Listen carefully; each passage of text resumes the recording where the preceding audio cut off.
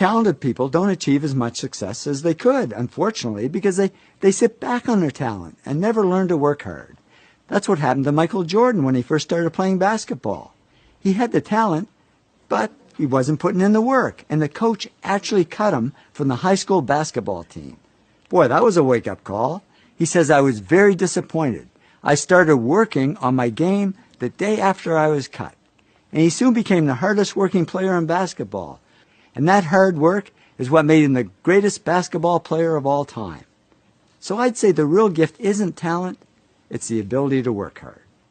And we tend to underestimate work and overestimate smarts. But in the end, work wins over smarts. In fact, many successful people aren't the smartest. They just work the hardest. Francois Parenteau said to me, I'm certainly not that smart. I can't even remember my own zip code. But he also says, work is a big part of my life. I think about investments pretty much 24 hours a day, 7 days a week. Nez Hallett III is CEO of Smart Wireless. And I thought that's ironic, because he told me he's not that smart. He says, I graduated from high school with a C average and college with a C- average. How did he do it? He said, if you're going to be successful at anything, the key thing is to work hard.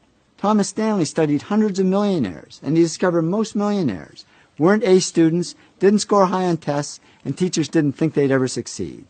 But they did succeed because they worked hard. Yong Kim, president of Lucent Technology, says people who are the smartest sometimes don't realize their full potential because things get too easy, so they don't push themselves hard. The bottom line is, whether you're smart or not, whether you're talented or not, just keep working.